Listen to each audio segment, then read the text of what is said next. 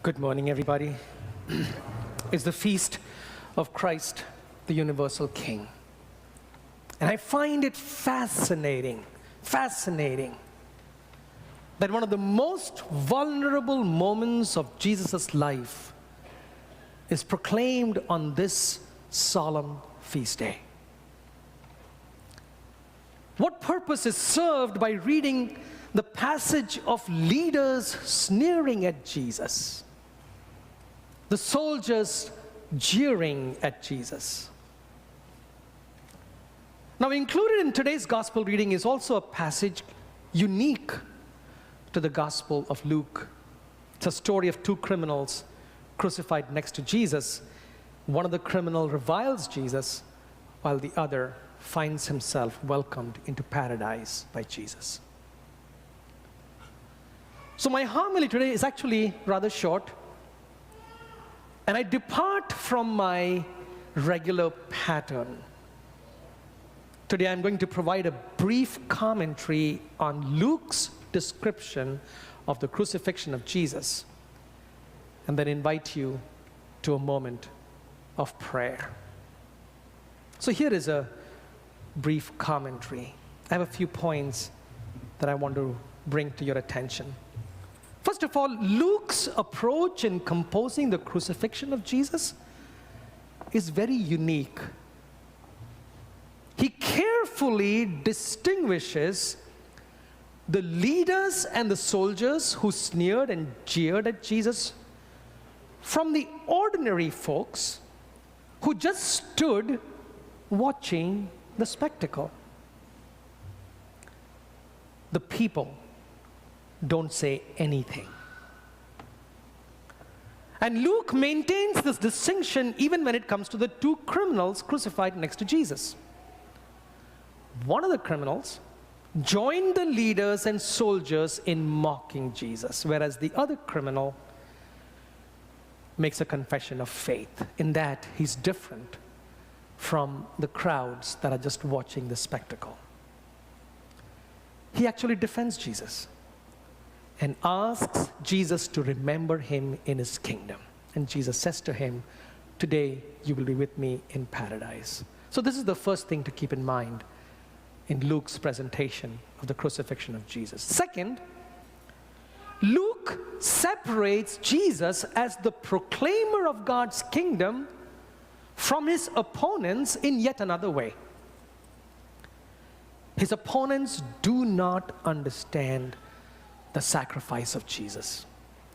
They understand life as saving this earthly life, and hence they say to him, "If you are the Son of God, come down." For them, to have life is to perpetuate this human existence. And Jesus is on a completely different level.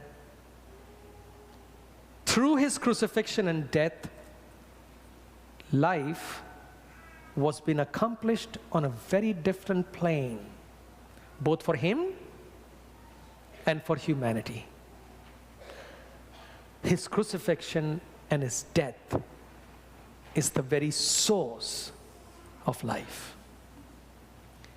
The promise of the paradise to the repentant thief symbolizes the life that Jesus presents.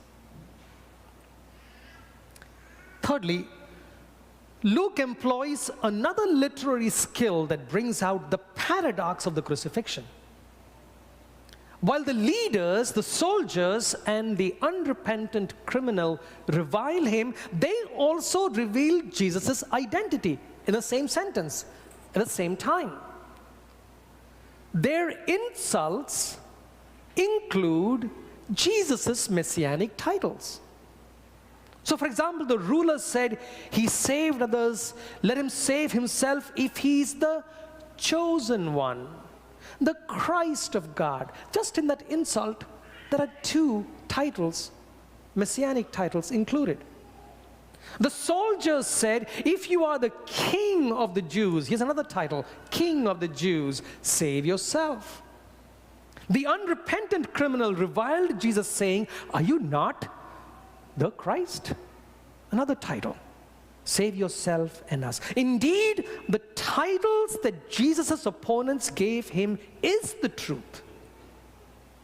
But they simply do not understand the implications. And now, let me introduce you to a new dimension of Luke's writing. We have considered his opponents. We have considered the people who watch the spectacle, the unrepentant criminal, and the repentant one. The new dimension is the reader.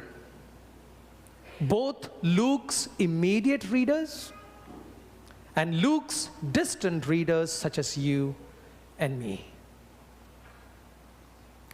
Today, on the Feast of Christ the King, you and I are being pulled by Luke into the story of Jesus, the chosen one, the Christ of God, the King of the Jews, the Messiah. We are being drawn into the story. The crowd watched, the leaders sneered, the soldiers jeered, one of the criminals reviled. And Luke presents the repentant criminal's confession of faith to inspire us. Jesus, remember me when you come into your kingdom. So now it is up to you and me, to the chosen one, the Christ of God, the King of the Jews, to the Messiah. We too can pray.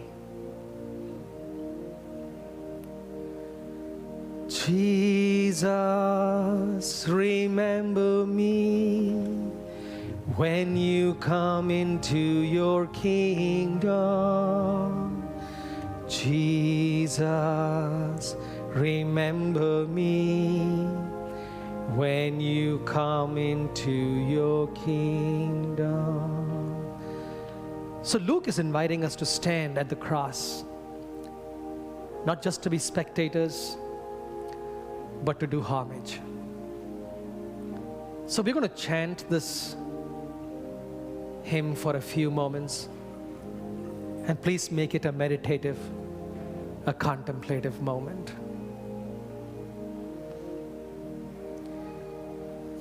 Jesus, remember me when you come into your kingdom.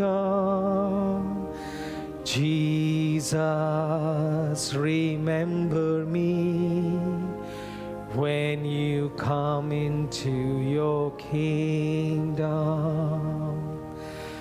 Jesus, remember me when you come into your kingdom. Jesus, remember me when you come into your kingdom.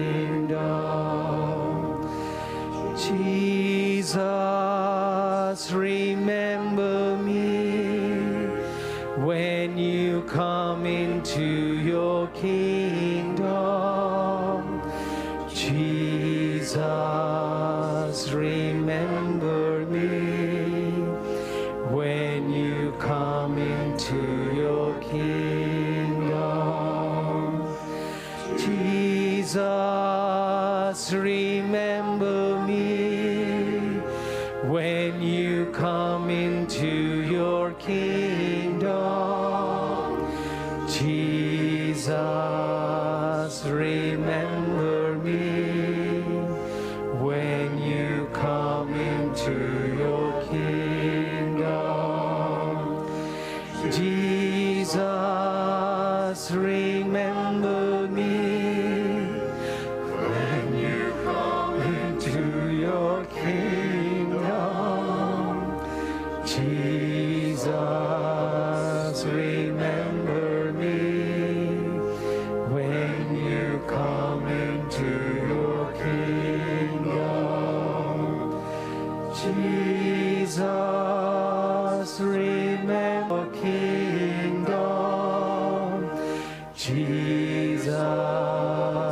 remember